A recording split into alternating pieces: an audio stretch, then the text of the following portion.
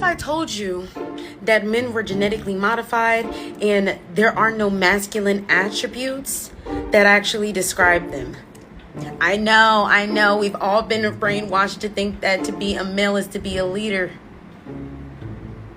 to be logical, to be able to provide, protect. But what if I told you that all of these were feminine attributes? Science backs it up. They don't want you to know that, because if we knew that, then that would kind of make the male species unneeded.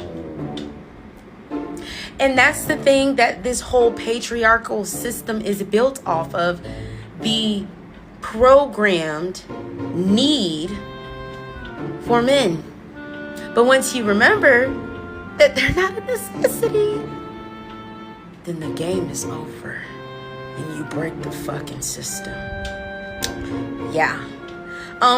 Once again, this is all backed up by science. Men are genetic mutation. I know.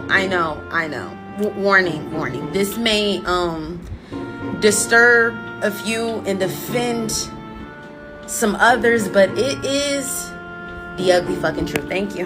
What is the relevant biological distinction between men and women that makes men better at running a company from a position of being a CEO compared to that of a woman?